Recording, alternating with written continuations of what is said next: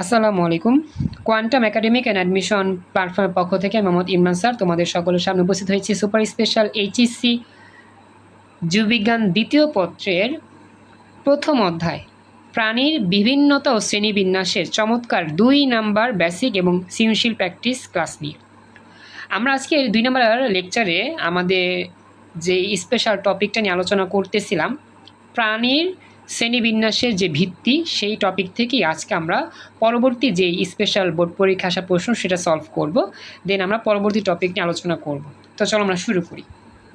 আমাদের প্রথম যে ক্লাসটা হয়েছিল, সেই প্রথম ক্লাসে আমরা মোটামুটি বেসিক আলোচনা করেছি বই থেকে এবং আমরা সিকিউ সলভ করেছি। তো আজকের ক্লাসে আমরা আমাদের যেই অংশটা আছে আমাদের সিকিউ অংশ, সেটা সলভ করার জন্যই আমাদের একটু চিত্র দেখতে হবে, চিত্র শিখতে হবে। এই যে আমরা যে বইটা ফলো করতেছি, গাজী আজমল স্যারের বই দ্বিতীয় পত্র, দেখতে পাচ্ছ সেই ভাগের ছবিটা দেখতেই লাগে ভয়ঙ্কর। তো আমরা এই বইটা থেকেই পড়তেছি। তো এখন এই বইটা থেকে আমরা চিত্রটা দেখব, যে চিত্র আমাদের শিখতে হবে। তো আমরা যেই টপিকটা পড়তেছিলাম সেই টপিকটা হচ্ছে নটোকর্ড। আমরা সবাই জানি এই টপিকটা হচ্ছে খুবই ইম্পর্টেন্ট, সিকিউতে আসার মতো একটা টপিক নটোকর্ড। তো নটোকর্ড আমরা কিন্তু বেসিক আলোচনা করেছিলাম যারা প্রথম ক্লাসটাতে ছিলি, নটোকর্ডের আলোচনা আমাদের হয়েছিল। কিন্তু কথা হচ্ছে এই ব্যাপারটা নটোকর্ডের যেই চিত্র, সেটা আমি একটু দেখি যে বইতে সুন্দরভাবে উপস্থাপন করা আছে কি না, আমি একটু দেখি। যদি নটোকর্ডের ছবিটা থাকে তাহলে আমাদের বুঝতে সহজ হবে আর কি। একটু ওয়েট করো, আমি একটু অংশটা বে করতেছি। নটোকর্ডের অংশ যেটা, সেটা আমাদের ব্যাখ্যার মধ্যেই থাকার কথা। দেখি ছবিটা আছে কিনা, থাকলে তো মনে করো ইজি হবে আলোচনা করতে, চিত্রটা বুঝতে সহজ হবে। আর যদি না থাকে তাহলে আর কি করার। হ্যাঁ চলো, আমরা একটা পেয়ে গিয়েছি ছবি, এই যে সেই ছবিটা। সবাইকে বলতেছি, সবাই কি ছবিটা দেখতে পাচ্ছ? দেখা যাচ্ছে ক্লিয়ার? ছবিটা কি ক্লিয়ার দেখা যাচ্ছে? আমাকে একটু জানাতে হবে প্লিজ। আফিফা, মুবাশিরা, আরিফ, বিথি, সুমনা, ছবিটাকে স্পষ্ট দেখতে পাচ্ছ তোমরা? জি ভাইয়া। ওকে, এই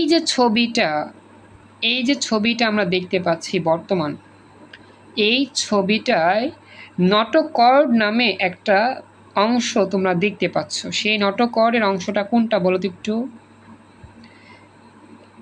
এটা একটু রঙিন ছবি।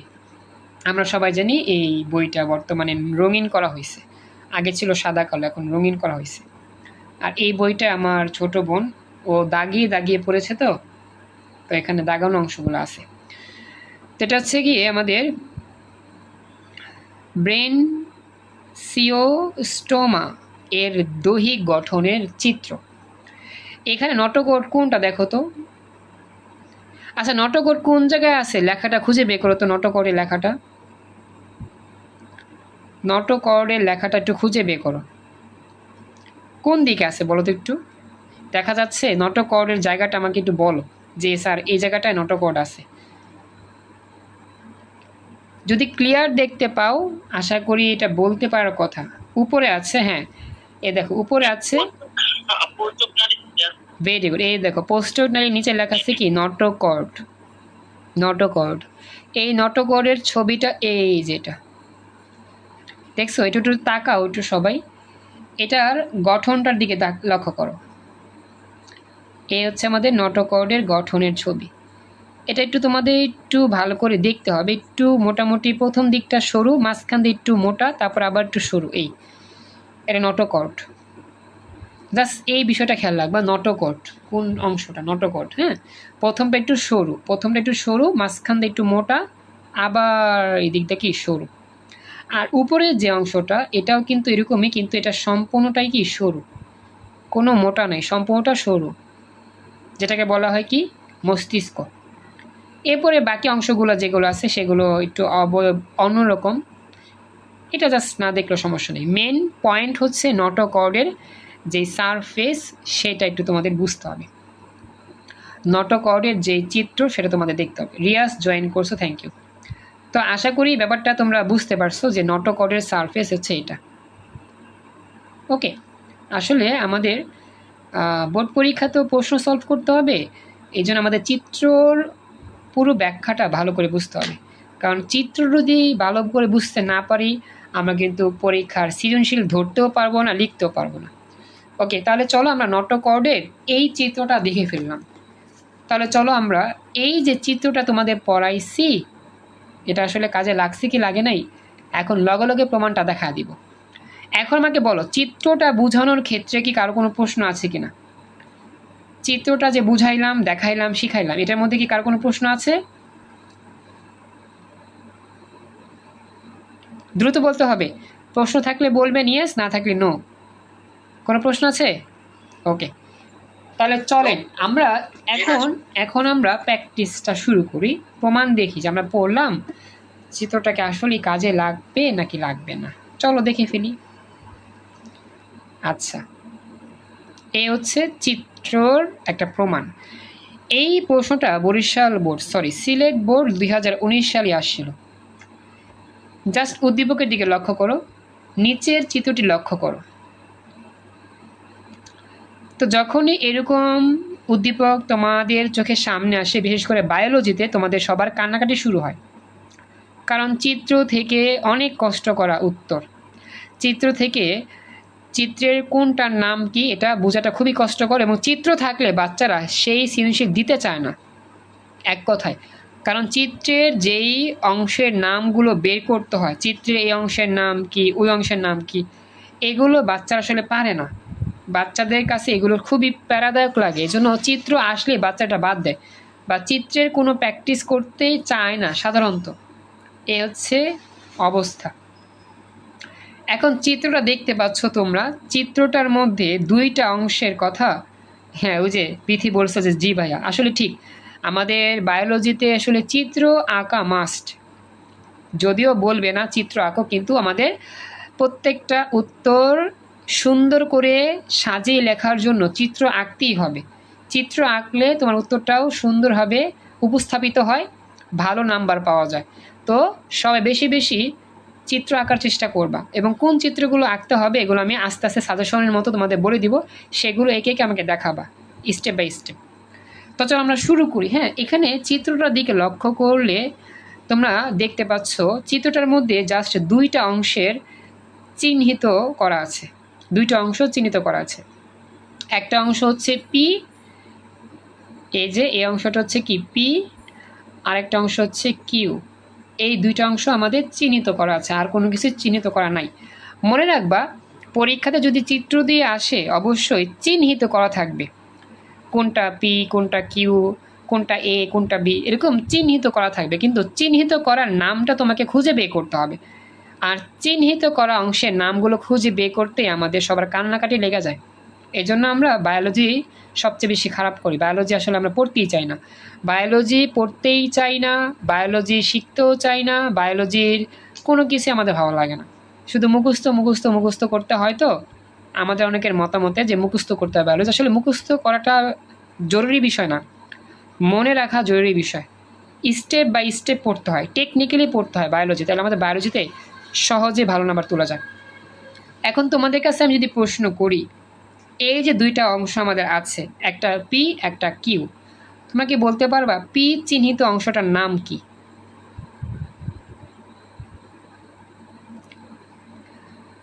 এক্সিলেন্ট উত্তর দিয়েছ বিথি, ভেরি গুড। পি চিহ্নিত অংশটার নাম নটকর্ড। তো তোমরা কেমনে উত্তর দিলা? আমি কিন্তু একটু আগে তোমাদেরকে ছবি দিয়ে শিখাইছি নটকর্ড কীরকম দেখতে, ইটিসি। তো এটাও কিন্তু সেম। নটকর্ডটা প্রথম দিকে একটু চিকন, যদিও চিত্র ওরকম আঁকে নাই, তারপরে মাঝখানে একটু মোটা আবার চিকন, এই হচ্ছে নটকর্ড। তো এটা তো আমি একটু আগে পড়াইছি দেখা তুমি বুঝতে পারছো লগে লগে যে হ্যাঁ এটা নটকর্ড। স্যারা যেহেতু আমাদের নটকর্ড চিত্র দেখাইছে, উদ্দীপকে যেহেতু একটা প্রশ্ন দেখাইছে, অবশ্যই নটকর্ড ছাড়া অন্য কিছু তো হবে না। এটা তো যখন তখন বোঝা যায়, যখন পড়ানো হয় তখন তো বোঝাই যায় যে ওই টপিকের প্রশ্ন এটাই হবে।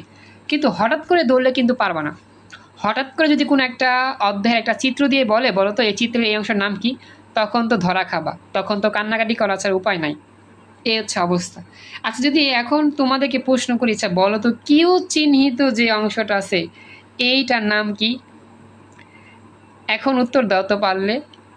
এখন বলো কিউ চিহ্নিত অংশের নাম কি? কে বলতে পারবা? কিউ চিহ্নিত অংশের নাম। এবার তো তোমরা পারবা না। এই হচ্ছে আমাদের পড়ালেখার অবস্থা। আচ্ছা আচ্ছা, ভেরি গুড, উত্তর দিয়েছে একজন already, thank you so much. আর হ্যাঁ, আলিফ উত্তর দিয়েছ। তো এই যে ব্যাপারটা, আমরা কিন্তু ফুলকা রন্ধ্র ব্যাপারটা আমি তোমাদের পড়াই নাই, যদিও পড়া নেই, কিন্তু আমাদের চিত্রের মধ্যে ছিল। দেখো, এই দেখো, ফুলকা রন্ধ্র নামে রন্ধ্র ছিল। রন্ধ্র মানে ছিদ্র। দেখো এই যে এই যে এগুলোকে বলা হয় ছিদ্র। ছিদ্র এগুলোকে বলা হয় ফুলকা রন্ধ্র। ওকে, ছিদ্র এগুলা, যদিও এই ছিদ্রগুলো এরকম চ্যাপটা, লম্বাটে লম্বাটে, কিন্তু এখানে আমাদের এই ইয়াগুলো কিন্তু এত চ্যাপটা না, এগুলো কি ফোটা ফোটা গোল গোল আর কি। তো বুঝতেই পারতেছো যে আমাদের এই যে চিত্রটা আছে, এই চিত্রটা খুব ইম্পর্টেন্ট। তো আমি তোমাদের বলে দিই, বইয়ের মধ্যে আমরা এই চিত্রটা যেই টপিকের মধ্যে খুঁজে পাই, সেই টপিকটার নাম হচ্ছে সেফালোকর্ডাটা। এই যে সেফালোকর্ডাটা, এটা আমার বোন বই যখন পড়ছিল তখন দাগিয়েছিল আর কি এই অংশটা। কর্ডাটা পর্বের মধ্যে সেফালোকর্ডাটা হচ্ছে একটা অংশ। সেফালোকর্ডাটার মধ্যে এই চিত্রটাই তাহলে আমাদের খুব গুরুত্বপূর্ণ বোর্ড পরীক্ষার জন্য। তো আপনাদের কাজ কি, আমি আপনাদের আগামীকালের বাড়ি কাজ দিব, এই চিত্রটা তোমরা আঁকবা। চিত্রটা আঁকবা না, শুধু চিত্রের প্রত্যেকটা জায়গার যেই বিবরণগুলো আছে, যে চিহ্নিত করা নাম, সেগুলো তোমরা লিখবা। আমি ছবিটা দিয়ে দিব। চিত্রটা যে হুবহু এত স্পেসিফিক এরকম হতে এরকম না, তুমি নিজের মতো করে আঁকবা, এবার আমাকে বুঝাবা কোনটা ফুলকা রন্ধ্র, কোনটা মস্তিষ্ক, কোনটা নটকার, পশ্চিটাল, এগুলো জাস্ট চিহ্নিত করে দিবা। যেহেতু এই টপিক থেকে আমাদের সিকিউতে প্রশ্ন আসে, তো অবশ্যই এটা আমাদের ভালো করে আঁকাও শিখতে হবে, আমাদের ভালো করে প্র্যাকটিসও করতে হবে। তো চলো আমরা এখন প্রশ্নটার দিকে যাই। এখানে তো আর কোনো আলোচনা নাই, আমি তো বুঝা দিলাম যে পরীক্ষায় সৃজনশীলে কীভাবে আমাদের প্রশ্ন আসতে পারে, এটা হচ্ছে একটা উদাহরণ। সুমনা, তেজস্ক্রিয় ব্যাচের সুমনা, তোমাকে বলতেছি, তুমি কি বুঝতে পারছো ব্যাপারটা? আমাকে একটু জানাও। তেজস্ক্রিয় ব্যাচের সুমনা, বুঝতে পেরেছ? একটু আমাকে জানাবা। এভাবেই আমাদের বায়োলজি পড়তে হবে। আমি তোমাদের ক্লাসের মধ্যে এভাবেই বায়োলজি পড়াচ্ছি, যাতে করে তোমাদের বায়োলজি একবারে ইজি হয়ে যায় ইনশাল্লাহ। মুখস্থ তো আমরা করবো, তবে বুঝে বুঝে টেকনিক্যালি পড়তে হবে। এই জন্য আমাদের বায়োলজি ক্লাসগুলো এরকমভাবে প্রত্যেকটা টপিক পড়বো, প্লাস লগে লগে সিকিউ প্র্যাকটিস করবো, হয়ে যাবে আমাদের বায়োলজি বই সম্পূর্ণ কমপ্লিট ইনশাল্লাহ। চলো শুরু করি। গণ প্রশ্নে কি আসছে? প্রাণীর শ্রেণীবিন্যাসে পি এর ভূমিকা ব্যাখ্যা করো। অর্থাৎ প্রাণীর যখন শ্রেণীবিন্যাস করব, তখন পি চিহ্নিত যে অংশ, সেই অংশটার নাম কি এবং এটার ব্যাখ্যাটা আমাদের ভালো করে বিশ্লেষণ করতে হবে। শ্রেণীবিন্যাসের কি কি কাজ আছে। ওকে, লেটস স্টার্ট আমাদের উত্তর। তো প্রথমত আমাদের লিখতে হবে নাম, পি চিহ্নিত অংশটার নাম। তো আমরা কি লিখতেছি? প্রথমে লিখতেছি যে উদ্দীপকের পি চিহ্নিত অংশটির নাম হচ্ছে নটোকর্ড। নিচে প্রাণীর শ্রেণীবিন্যাসে নটোকরের ভূমিকা ব্যাখ্যা করা হলো। প্রথম কাজ হচ্ছে নামটা বলতে হবে, চিহ্নিত করা অংশের নাম কি, এরপরে মূল আলোচনা, অর্থাৎ শ্রেণীবিন্যাসে এই অংশের গুরুত্ব বা ভূমিকা। চলো আমরা শুরু করি। প্রথমত আমরা লিখতেছি, মনোযোগ দিবা, নটোকর্ড এর উপস্থিতির ওপর ভিত্তি করে প্রাণীদেরকে নানা শ্রেণীতে বিন্যস্ত করা হয় বা বিন্যস্ত করা যায়। নটোকর্ড এর উপস্থিতি অনুপস্থিতির উপর ভিত্তি করে প্রাণীদেরকে দুইটি ভাগে ভাগ করা যায়, একটা হচ্ছে নন কর্ডাটা আর একটা হচ্ছে কর্ডাটা। তো প্রথমত এটা আমরা সবাই বুঝতে পারলাম যে নটোকর্ডের উপর ভিত্তি করে প্রাণীদের দুইটা ভাগে ভাগ করা যায়, একটা হচ্ছে নটোকর্ডের উপস্থিতি, একটা হচ্ছে অনুপস্থিতি। তো একটার নাম কি নন কর্ডাটা, একটার নাম হচ্ছে কর্ডাটা। তো এখন আমরা এই নন কর্ডাটা বা কর্ডাটা কাকে বলে, এর যে সংজ্ঞা সেটা লিখে দিব। প্রথমত, যেসব প্রাণীদের দেহে নটোকর্ড উপস্থিত থাকে না তাদেরকে বলা হয় নন কর্ডেড প্রাণী বা নন কর্ডাটা প্রাণী, পর্বের প্রাণী। এটা আমরা জানি, 19 পড়ছিলাম, যেসব প্রাণীর দেহে নটোকর্ড উপস্থিত থাকে না তাদেরকে নন কর্ডেড বলে। যেমন পরিফেরা থেকে একাই নোডারমাটা পর্বের যত প্রাণী আছে সব হচ্ছে কি নন কর্ডেড পর্বের প্রাণী। এতটুকু অংশ বুঝতে পেরেছ? আমাকে জানাও। নন কর্ডেডের ব্যাখ্যা দিলাম, প্রথমে সংজ্ঞা, পর হচ্ছে কি এর উদাহরণ। বুঝতে পারছেন? দ্রুত কথা বলতে হবে প্লিজ। আচ্ছা, এরপরে এখন আমরা বলবো করডাটা পর্বের সংজ্ঞা উদাহরণ। আবার আমরা জানি যেসব প্রাণীর দেহে নটকর উপস্থিত থাকে তাদেরকে করডাটা বলে, যেসব প্রাণীর দেহে নটকর উপস্থিত থাকে তাদেরকে করডা বলে। এছাড়াও নটকরের পরিণতির ভিত্তিতে করডা পর্বকে আবার এই 3টি ভাগে ভাগ করা যায়। প্রথম ভাগটার নাম হচ্ছে ইউরোকর্ডাটা, তারপর এটার নাম সেফালোকর্ডাটা, তারপর এটার নাম হচ্ছে ভার্টিব্রাটা। এই 3টি ভাগে ভাগ করা হয়। ওই যে আমরা পড়ছিলাম সেফালোকর্ডাটার মধ্যে যে চিত্র ছিল, যে চিত্র আমি তোমাদের পড়াইছি এটা কি সেফালোকর্ডাটা, এই যে সেফালোকর্ডাটার অংশ, সেফালোকর্ডাটার অংশ। ওকে, তো আমরা এই যে বিবরণগুলো দিচ্ছি এগুলো কিন্তু মেন বই থেকে পড়ছিলাম বা মেন বই থেকে অংশগুলো দেখেছিলাম। যাই হোক, এবার আমরা মূল আলোচনায় আসবো। তো বলতেছে যে ইউরোকর্ডা পর্বের প্রাণীতে শুধুমাত্র লার্ভা দশায় নটকর্ড উপস্থিত থাকে এবং পরিণত দশায় তা বিলুপ্ত হয়ে যায়। লার্ভা দশা মানে হচ্ছে বাচ্চা অবস্থায় নটকর্ড থাকে, যখন বড় হয়ে যায় নটকর্ড আর থাকে না। সেফালোকর্ডা পর্বের প্রাণীতে আজীবন নটকর্ড থাকে এবং ভার্টিব্রাটা পর্বের প্রাণীতে তা মেরুদণ্ডে পরিণত হয় বা প্রতিস্থাপিত হয়। তো আমাদের আসলে নটকর্ডের উপর ভিত্তি করে কোন কোন পর্বে কী কী ঘটনা ঘটে সেই ব্যাখ্যাগুলো আমরা দিয়েছি। যেমন ইউরোকর্ডাটার মধ্যে নটকর্ড কেমন থাকে, সেফালোকর্ডাটা কেমন থাকে, ভার্টিব্রাটা কেমন থাকে, মানে নটকর্ডের যেই অবস্থা কোন কোন পর্বে কেমন থাকে এই বৈশিষ্ট্যটা আমরা প্রথমে দিয়ে নিব। এরপরে আমাদের মূল কাজ হচ্ছে আমাদের প্রাণী বিন্যাসে নটকের যে ভূমিকা সেই ভূমিকাটা লাস্টে লিখে দিব। তো লিখব যে নটকর্ডের উপস্থিতি ও পরিণতির উপর ভিত্তি করে সমগ্র প্রাণীসমূহকে বিভক্ত করা যায়, তাই শ্রেণীবিন্যাসের ভূমিকা গুরুত্বপূর্ণ। আমাদের আসলে মূল প্রশ্ন চেয়েছে যে প্রাণীর শ্রেণীবিন্যাসে নটকর্ডের প্রয়োজনীয়তা কী বা নটকর্ড কী কাজে লাগে। তো আমরা প্রথমত বললাম যে নটকর্ড থাকলে এটাকে আমাদের 2টা অংশে ভাগ করা যায়, একটা হচ্ছে কর্ডেট আর না থাকলে নন কর্ডেট। মানে নটকর্ড দিয়ে বিস্তারিত আলোচনা করলাম। নটকর্ড থাকলে করডাটা পর্বের প্রাণী হয়, না থাকলে নন করডাটা পর্বের প্রাণী হয়। আবার করডা পর্বের প্রাণীর মধ্যে 3টা ভাগ, ইউরোকর্ডাটা, সেফালোকর্ডাটা, ভার্টিব্রাটা। এই নটকর্ড এই 3টা ভাগে কেমন থাকে, ইউরোকর্ডাটার মধ্যে প্রাথমিকভাবে থাকে, পরে আবার নষ্ট হয়ে যায়। সেফালোকর্ডাটায় সারা জীবন এটা থাকে। আর ভার্টিব্রাটায় নটকর্ডটা কি হয়, মেরুদণ্ডে রূপান্তরিত হয়।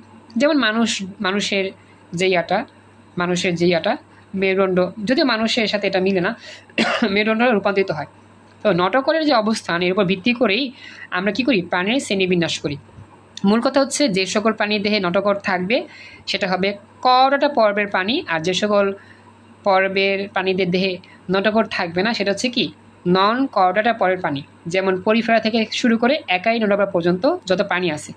এই জন্যই আমাদের মূলত এইটা খুব গুরুত্বপূর্ণ লাইন যে নটকর্ডের উপস্থিতি আর এই অনুপস্থিতির উপর ভিত্তি করেই সমগ্র প্রাণীসমূহকে 2টা সেক্টরে ভাগ করা যায়, করডাটা আর নন করডাটা।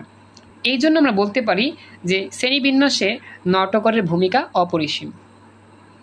লাস্ট লাইনে জাস্ট আমরা একটা ব্যাখ্যা দিয়ে দিব, তাহলে আমাদের মূল যে আলোচনা নটকর্ডের প্রয়োজনীয়তা হয়ে যাবে। প্রাণীর শ্রেণীবিন্যাসের প্রয়োজনীয়তায় নটকর্ডের ব্যাখ্যাটা পরিপূর্ণভাবে কমপ্লিট হয়ে যাবে। এ হচ্ছে আমাদের উত্তরের ব্যাখ্যা। আফিফা, বিথি, রিয়াজ, সুমনা, পুরো ব্যাখ্যাটা ভালো করে বুঝতে পেরেছো কিনা আমাকে একটু জানো।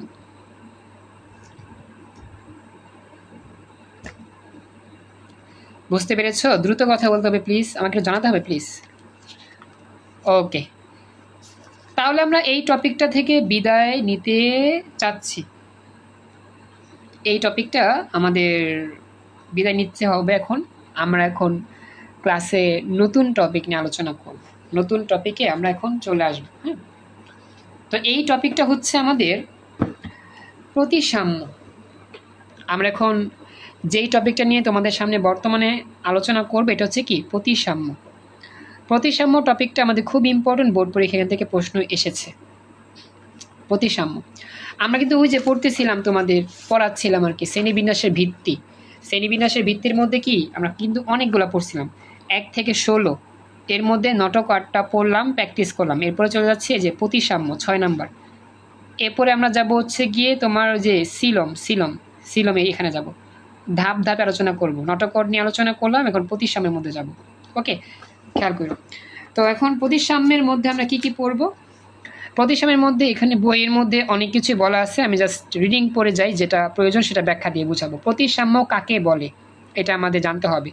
প্রতিসাম্য বলতে প্রাণীর দেহের মধ্যরেখীয় তলের দুই পাশে সদৃশ বা সমান আকার আকৃতি বিশিষ্ট অংশের অবস্থানকে বোঝায়। প্রতিসাম্য বলতে জাস্ট বোঝায় সমান দুই ভাগ।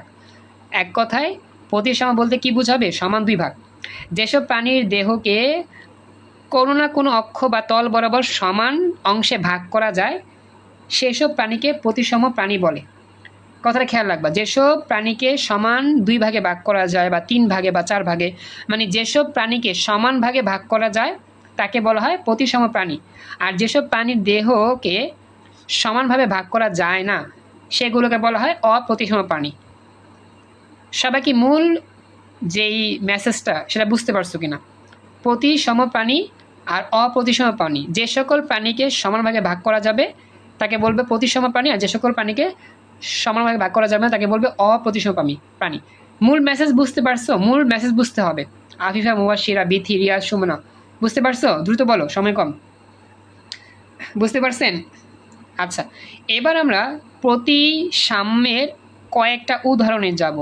মোটামুটি আমাদের এখানে 5টা উদাহরণ আছে। প্রতিসাম্য অনেক রকম। প্রথম হচ্ছে গোলীয় প্রতিসাম্য। গোলীয় প্রতিসাম্য, যে সকল বস্তু দেখতে গোলাকার সেই সকল বস্তুকে যখন ভাগ করব, বস্তু না অবশ্য প্রাণী, সেক্ষেত্রে আমাদের গোলীয় প্রতিসাম্য কাজ করবে।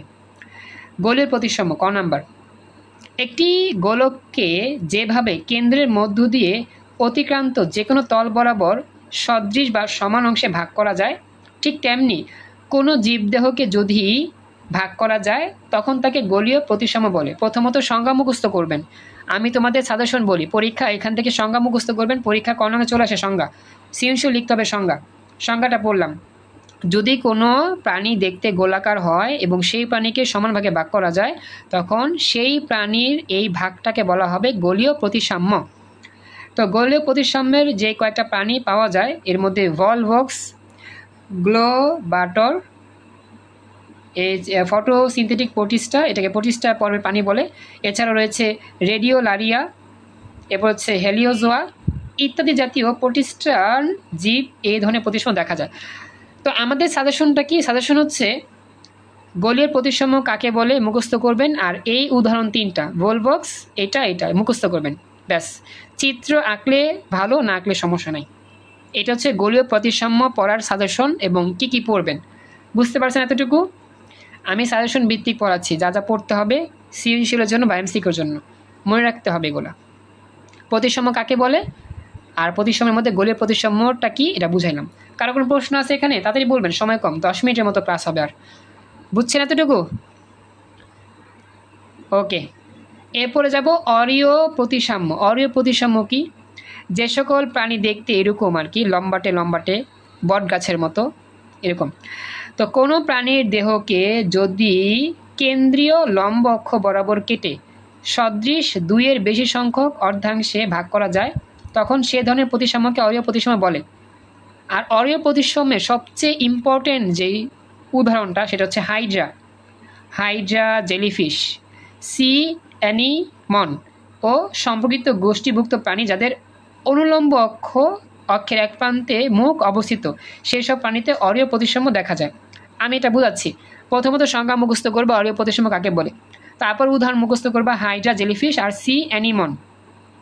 এখন কথা হচ্ছে, থ্যাংক ইউ সুমনা, এখন কথা হচ্ছে এই অরীয় প্রতিসাম্যের প্রাণীগুলো কেমন থাকে। অরীয় প্রতিসাম্যের প্রাণীগুলো থাকে মোটামুটি লম্বাটে এবং এর যে কোনো একটা পাশে মুখ থাকে, হয় উপরের পাশে মুখ থাকবে বা নিচের পাশে মুখ থাকবে, উপরের পাশে বা নিচের পাশে। তো যে সকল প্রাণীদের যে কোনো এক পাশে মুখ থাকবে সে সকল প্রাণীদেরকে অরীয় প্রতিসাম্যে ভাগ করা যায়। এটা হচ্ছে টেকনিক। যে সকল প্রাণীদের দুই পাশে হয় উপরে বা নিচে যে কোনো এক পাশে মুখ থাকবে সেই সকল প্রাণীকে যেইভাবে ভাগ করা যায় সমান ভাগে, সে সকল প্রাণীকে অরীয় প্রতিসাম্য প্রাণী বলে। সবাই কি টেকনিক বুঝতে পারছেন? কীভাবে মনে রাখতে হবে আমাকে একটু বলেন প্লিজ। বুঝতে পারছেন এতটুকু? রেসপন্স করবা প্লিজ দ্রুত, রিয়াজ, বিথি, সুমনা, বাকিরা যারা আছো। 3 নম্বর প্রতিসাম্যের নাম কি? 3 নম্বর প্রতিসাম্যের নাম দ্বি অরীয় প্রতিসাম্য। দ্বি অরীয় প্রতিসাম্য একটা চমৎকার বিষয় খেয়াল রাখো, লেখা আছে MAT medical admission test 17-18। Biology পড়ার সিস্টেমে হচ্ছে এটা, বায়োলজি পড়তে গেলে আমাকে কালারিং পেন ইউজ করতে হয়, নীল, লাল, হাইলাইটার ইউজ করতে হয়, এবং সবসময় 2 রকম কালি ইউজ করতে পারো, লালটা এবং সবুজটা বা টিয়া কালারটা। তো এখানে আসলে এই যে লাইনটা দাগানো আছে টিনোফেরা, লেখা আছে ম্যাট 17-18, মানে এই টিনোফেরা কথাটা দিয়ে মেডিকেল ভর্তি পরীক্ষায় 17-18তে একটা এমসিকিউ প্রশ্ন আসছিল। তো এখন কথা হচ্ছে, স্যার এটা কেমনে জানলো যে এখান থেকে প্রশ্ন আসছিল? আমার একটা পিডিএফ আছে, বায়োলজির একটা সুন্দর পিডিএফ আছে, দাগানো বইয়ের পিডিএফ। সেই পিডিএফের মধ্যে প্রতিটা অধ্যায়, বায়োলজি প্রথম পত্র, দ্বিতীয় পত্রের প্রতিটা অধ্যায় কোন কোন লাইনে মেডিকেল ভর্তি পরীক্ষা প্রশ্ন আসছে, ডেন্টাল ভর্তি পরীক্ষা প্রশ্ন আসে, এগুলো দেওয়া আছে।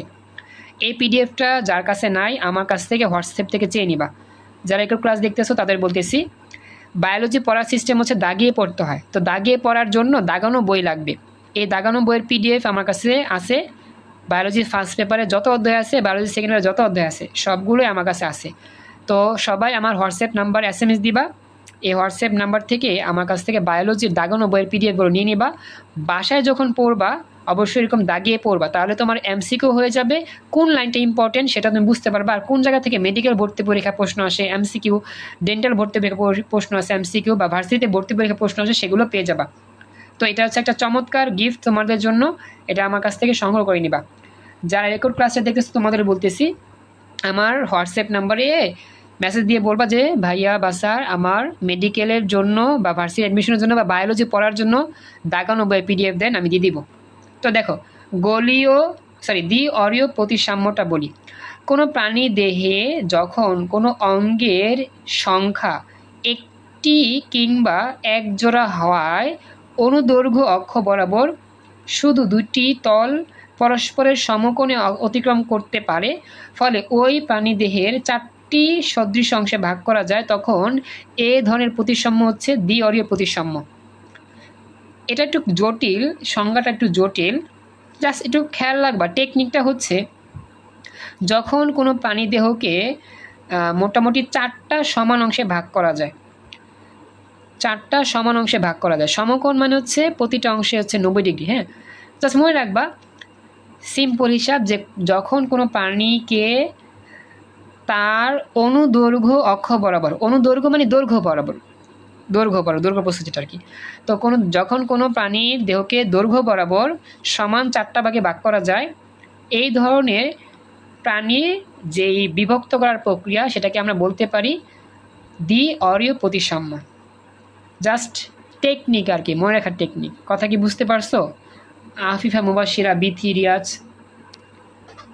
বুঝতে পারছো কথা? জাস্ট মনে রাখবা যে অনুদৈর্ঘ্য বরাবর সমান 4টা ভাগে ভাগ করা গেলেই দ্বি অরীয় প্রতিসাম্য। তো এর মধ্যে আমাদের এটা যে উদাহরণটা রয়েছে টিনোফেরা, উচ্চারণটা হবে টিনোফেরা। তো পরভুক্ত প্রাণীর দেহ যেমন সিওলোল্যানা মৌলিক অরীয় প্রতিসাম্য হলেও 2টি কোষিকা থাকা, এগুলো দ্বি অরীয় প্রতিসাম্য। জাস্ট খেয়াল রাখবা দ্বি অরীয় প্রতিসাম্য হচ্ছে টিনোফেরা। এটা খুব ইম্পর্টেন্ট একটা আইটেম। যদি এটা কষ্ট হচ্ছে মনে রাখতে, একটু কষ্ট করে মনে রাখবা আর কি। হ্যাঁ, জাস্ট মনে রাখো টিনোফেরা। আর অনুদৈর্ঘ্য বরাবর ভাগ করলে সমান 4 ভাগে ভাগ করা যায়। এখন বলো, এখানে কোনো প্রশ্ন আছে কি? এই জায়গার মধ্যে কি কোনো প্রশ্ন আছে তোমাদের? এনিওয়ান, কোনো প্রশ্ন আছে এখানে? আচ্ছা, এবার আমরা চলে যাচ্ছি পরবর্তী গহ নাম্বারে। হ্যাঁ, গহ নাম্বার আর হচ্ছে উম নাম্বার। দেখো, গহ নাম্বার আর উম নাম্বার। Thank you. এই তো খুবই সুন্দর অংশ আমাদের চলে আসছে, গহ আর উম। গহ হচ্ছে দ্বিপার্শ্বীয় প্রতিসাম্য আর উম হচ্ছে অপ্রতিসাম্য। দ্বিপার্শ্বীয় প্রতিসাম্যটা খুব ইম্পর্টেন্ট। হ্যাঁ, যখন কোনো প্রাণীর দেহকে কেন্দ্রীয় অক্ষ বরাবর শুধু একবার ডান ও বাম পাশে অর্থাৎ সেজিটাল তল 2টি অংশে ভাগ করা যায়, সমান অংশে ভাগ করা যায়, তখন তাকে দ্বিপার্শ্বীয় প্রতিসাম্য বলে। এর মধ্যে প্রজাপতি, ব্যাঙ প্রভৃতি অন্যতম। এদের আমাদের যেগুলো হচ্ছে বৈজ্ঞানিক নামগুলো মনে রাখবা। যেমন দেখো, প্রজাপতিকে যদি মাঝখান দিয়ে ভাগ করি, ডান দিকে একটা ভাগ হবে, বাম দিকে একটা ভাগ হবে।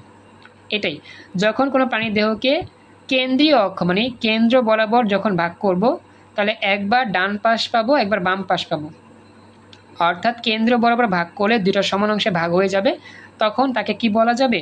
দ্বিপার্শ্বীয় প্রতিসাম্য। দ্বিপার্শ্বীয় মানে কি? দুইটা পার্শ্ব, ডান পাশ আর কি বাম পাশ, দ্বিপার্শ্বীয় প্রতিসাম্য বলে, যেমন প্রজাপতি, ব্যাঙ ইত্যাদি। সবাই কি গহ নাম্বারের ব্যাপারটা বুঝতে পেরেছো? বলতে হবে দ্রুত, সময় কম। বুঝতে পেরেছো কিনা গহ নাম্বার? দ্রুত বলো। দ্বিপার্শ্বীয় প্রতিসাম্য। আচ্ছা, এবার যাই ওমন নাম্বার লাস্টে। অপ্রতিসাম্য। অপ্রতিসাম্য মানে কি? যখন কোনো প্রাণীর দেহকে অক্ষ বা দেহতল বরাবর ছেদ করলে কোনো দিনও সমান দুই ভাগে ভাগ করা যায় না, তখন তাকে অপ্রতিসাম্য বলে। অর্থাৎ যদি কোনো প্রাণীকে ভাগ করতে গেলে কখনোই সমান ভাগে ভাগ করা যায় না, কোনো দিনও সমান ভাগে ভাগ করা যাবে না, সমান দুই ভাগে, তিন ভাগে, কোনো ভাগেই ভাগ করা যাবে না, তখন সে সকল প্রাণীকে কি বলবে? অপ্রতিসাম্য প্রাণী বলবে। এর মধ্যে সবচেয়ে উদাহরণ হচ্ছে স্পঞ্জ। স্পঞ্জ এটা হচ্ছে ছিদ্রাল প্রাণী, স্পঞ্জ। এবার হচ্ছে আপেল, শামুক ইত্যাদি। আমরা অবশ্যই যে আমাদের যে ইয়াটা রয়েছে বৈজ্ঞানিক নামগুলো মুখস্থ রাখবা, বাংলাটাও বৈজ্ঞানিক নামটাও। পরীক্ষা যদি বাংলা নাম দিতে পারো, বৈজ্ঞানিক নাম যদি নাও দিতে পারো কোনো সমস্যা নেই, বাংলাটা দিবা। অর্থাৎ মূল কথা হচ্ছে যে সকল প্রাণীকে সমান দুই ভাগে, তিন ভাগে, চার ভাগে কোনোভাবেই সমান সমান অংশে ভাগ করা যায় না, সেই সকল প্রাণীকে বলা হয় অপ্রতিসাম্য প্রাণী। অপ্রতিসাম্য প্রাণী এর মধ্যে স্পঞ্জ আর আপেল, শামুক অন্যতম। আমাদের ক্লাসটা রেকর্ড সেভ করব, আমাদের একটা সিকিউ প্র্যাকটিস করলেই হয়ে যাবে। জাস্ট একটা সিকিউ না, আমাদের সিকিউ তো আছে বেশ কয়েকটা। অপ্রতিসাম্য সরি, একটা সিকিউই আছে, একটা সিকিউই আছে। এই একটা সিকিউ প্র্যাকটিস করলেই আমাদের এই টপিকটা শেষ হয়ে যাবে, তারপরে নতুন টপিক পড়তে পারবো। এই জন্য একটু ওয়েট করো 5 মিনিট, এরপর নতুন লিঙ্ক দিচ্ছি, সেই লিঙ্কে সিকিউ প্র্যাকটিস করলে আজকের মতো ক্লাস শেষ। একটু কষ্ট করো আজকের মতো, হ্যাঁ একটু কষ্ট করো, আর 5 মিনিট পর নতুন লিঙ্ক আবার আসবে, সেই লিঙ্কে নতুন আমরা একটা সিকিউ সলভ করে দেবো, তাহলেই হয়ে যাবে এই টপিক থেকে। আসসালামু আলাইকুম। আমাদের আজকের স্পেশাল বায়োলজি ক্লাসের এই মুহূর্তে আমরা আমাদের যেই টপিকটা পড়েছি একটু আগে, প্রতিসাম্যতা, সেই টপিকের ভিত্তি করেই বোর্ড পরীক্ষায় আসা প্রশ্ন সলভ করব। আমি কিন্তু তোমাদেরকে প্রত্যেকটা টপিক ওয়াইজ প্রমাণ দেখায় পড়াই। যে টপিকগুলো পড়াচ্ছি বা যা যা পড়াচ্ছি সেগুলো সত্যি সত্যি পরীক্ষা আসে নাকি আসে না। তো দেখতে পাচ্ছ যে আসলে আমি যে তোমাদের পড়াচ্ছি, যেই টেকনিকে পড়াচ্ছি, যেই স্টাইলে পড়াচ্ছি, এগুলো সব বোর্ড পরীক্ষায় আসে। তো আমাদের বাসায় কিন্তু এইভাবেই লেখাপড়া করতে হবে। ফিজিক্স, কেমিস্ট্রি, ম্যাথ, বায়োলজি, ইংরেজি, বাংলা, আইসিটি সব এই সিস্টেমে, এই টেকনিকই পড়তে হবে। অর্থাৎ তুমি আগে চেষ্টা করবা বইয়ের কোন কোন টপিক পরীক্ষায় আসে সেই টপিকগুলো আগে পড়বা। তো এগুলো তুমি কেমনে জানবা? আমাদেরকে বলবা যে স্যার আমি এই অধ্যায় পড়তে যাচ্ছি, এই অধ্যায়ের কোন কোন টপিক পরীক্ষায় আসে আমাকে বলে দেন, আমাকে সাজেশন দেন। আমাদের কাজ সাজেশন দেওয়া, তোমাদের কাজ সাজেশন নিয়ে বাসায় বসে বসে পড়া। এবং আমি তোমাদেরকে যেই স্টাইলে পড়াই, তুমি নিজে বাসায় বসে বসে এই স্টাইলে পড়লেই তোমার সিলেবাস খুব সুন্দরভাবে শেষ হয়ে যাবে ইনশাল্লাহ। A to Z সব পানির মতো ইজিলি তুমি কমপ্লিট করতে পারবে ইনশাল্লাহ। MCQ, CQ সব কিছু।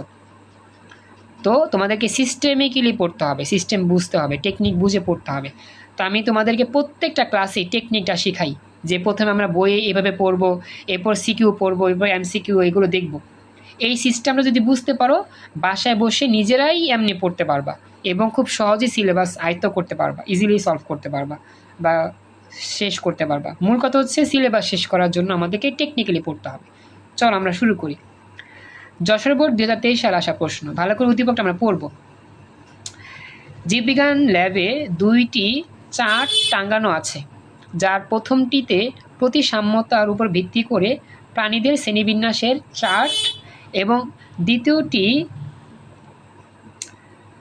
আচ্ছা আমার আসলে মোবাইলের চার্জ 20% নেমে গিয়েছে, এটা স্ক্রিনে চলে আসছে, তো এই জন্য আর কি মিডিয়া করতেছি। সুমাইয়া জয়েন করছো, থ্যাংক ইউ।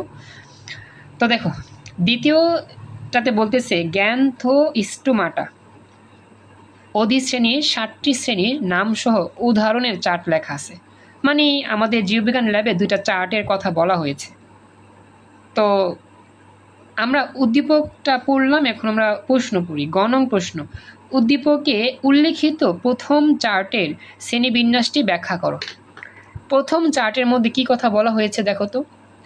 আমাদের প্রথম চার্টের মধ্যে বলেছে প্রতিসাম্যতার উপর ভিত্তি করে প্রাণীর শ্রেণীবিন্যাস করা হয়। প্রথম চার্টের মধ্যে বলা আছে যে প্রাণীর শ্রেণীবিন্যাস করা হয় প্রতিসাম্যতার উপর ভিত্তি করে।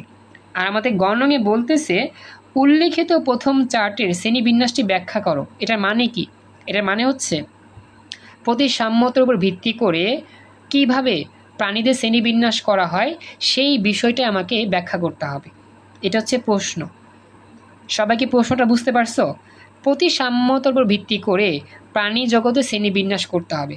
অর্থাৎ প্রতিসাম্যের যে আমরা 5টা প্রকারভেদ পড়ছি, গোলীয় প্রতিসাম্য, অরীয় প্রতিসাম্য, দ্বিঅরীয়, দ্বিপার্শ্বীয় আর অপ্রতিসাম্য। অর্থাৎ এই শ্রেণী জগতে বা শ্রেণীবিন্যাসের জগতে কতগুলো প্রাণী আছে, এর মধ্যে কোন কোন প্রাণীকে কোন কোন প্রতিসাম্যে ভাগ করা যায় বা শ্রেণী বিন্যস্ত করা যায়, সেই ব্যাপারটা আমাদের প্রতিসাম্যের আলোকে ব্যাখ্যা করতে হবে। এটা হচ্ছে আমাদের প্রশ্ন। প্রশ্নটা বুঝতে হবে। প্রশ্নটা কি ধরতে পারছো? সুমাইয়া, বিথি, রিয়াজ, সুমনা, প্রশ্নের প্যাটার্নটা ধরতে পারছো? প্রশ্নটা বুঝে দেন উত্তর করা শুরু করতে হবে। বুঝতে পেরেছ কি চাইছে প্রশ্নে? জাস্ট প্রতিসাম্যের উপর ভিত্তি করে তুমি শ্রেণী বিভাগ করবা। চল আমরা শুরু করি। তা আমাদের নিয়মটা কি? প্রথমে লিখতে হবে যে উদ্দীপকের প্রথম চার্টের শ্রেণীবিন্যাসটি হচ্ছে প্রতিসাম্যতার উপর ভিত্তি করে প্রাণীর শ্রেণীবিন্যাস।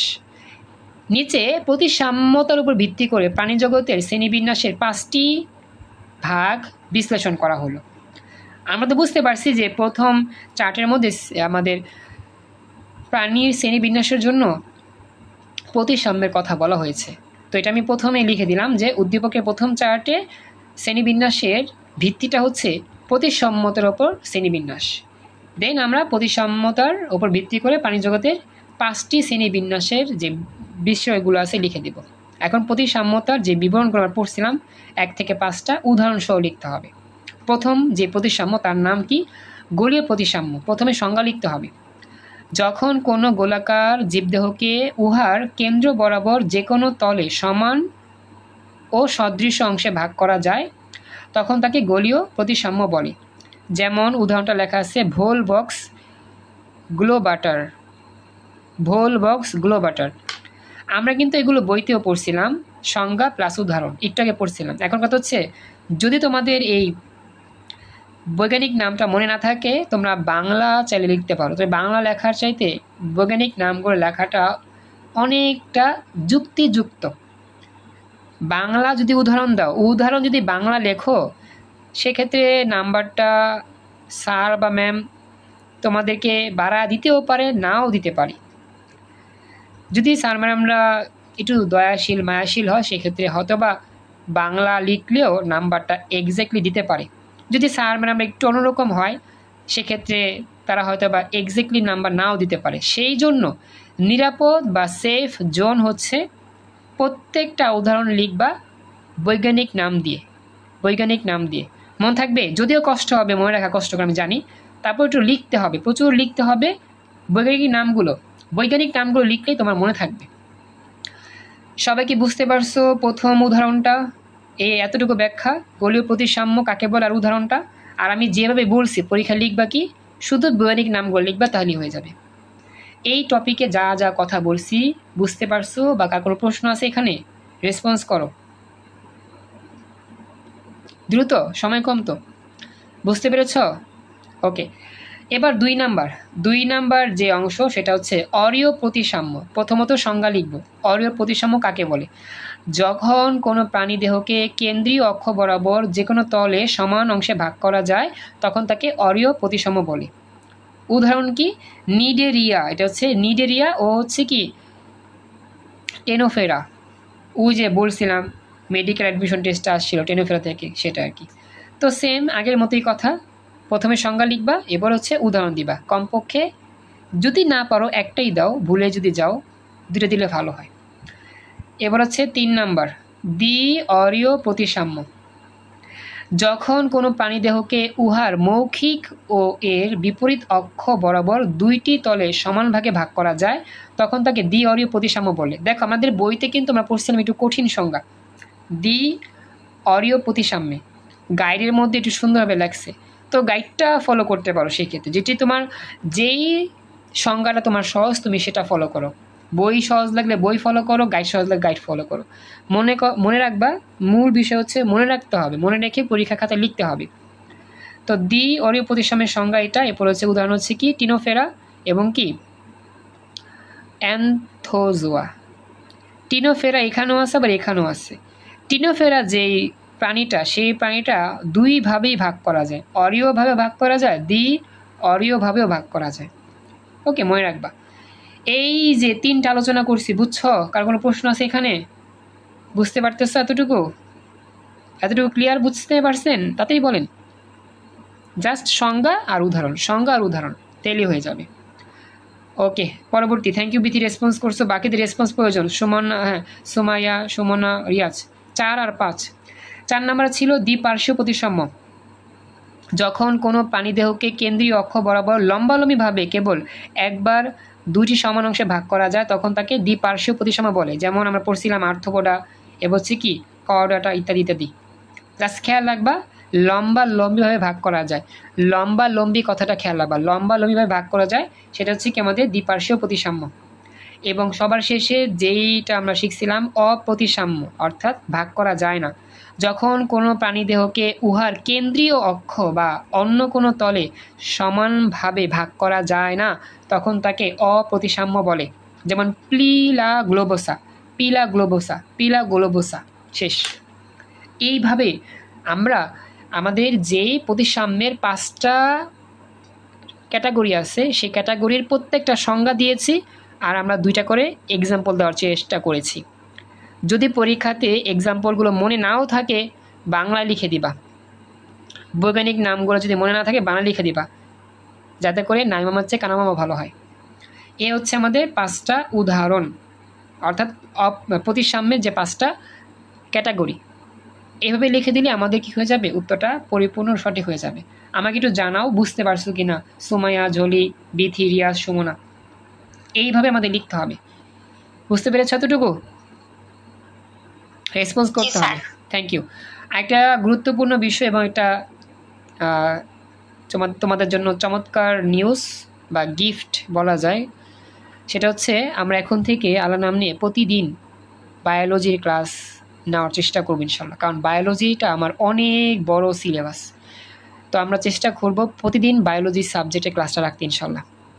তো এই খুশি খবরটা ফ্রেন্ডদেরকে জানিয়ে দিও, প্রত্যেক দিন বায়োলজি ক্লাস হবে ইনশাল্লাহ।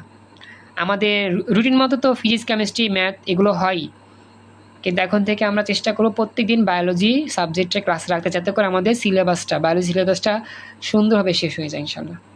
ঠিক আছে? তো জানি কষ্ট হবে, রাত 11:30 বা 11:40 বা 11:15 বাজতে পারে ডেইলি ক্লাস শেষ করতে। তো একটু কষ্ট করে তোমরা পড়বা। তো এই খুশির খবর জানিয়ে আজকের মতো আমরা ক্লাস এখানে শেষ করতেছি। নেক্সট ক্লাসে তুমিও জয়েন করো, তোমার ফ্রেন্ডদের নিয়ে এসো। আসসালামু আলাইকুম, আল্লাহ হাফেজ।